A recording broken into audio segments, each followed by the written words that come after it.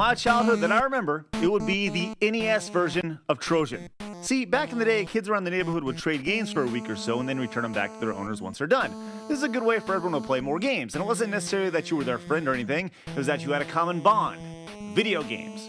Well, there was this kid down the street who asked if he could borrow one of my games, and while I didn't necessarily know him, he had a game with cool cover art called Trojan. So I decided why not, and we traded.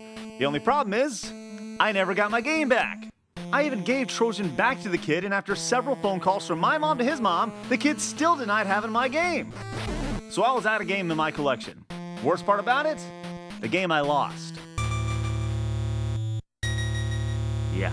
It wasn't until years later I went out and bought Metroid on the NES again, but it just wasn't the same.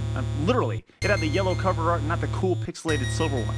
The thing is, Trojan's not necessarily a good or bad game, or it had great music, it actually had horrible music, or even good gameplay. It was just a game. Sure, you could jump crazy high when you got a power up and you could fight guys in the sewers, but ultimately, my memories of Trojan will always be tied to Metroid. Yeah, there was this part where you could fight these guys that are hold on. Okay, you know what? No, I need to do this.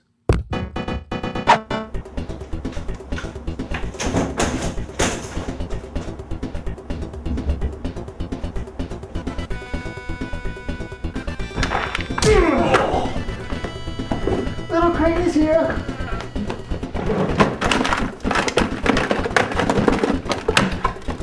Yes! It's mine again now! Ow!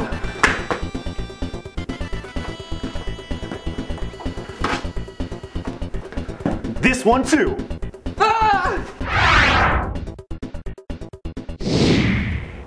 I knew this day would come.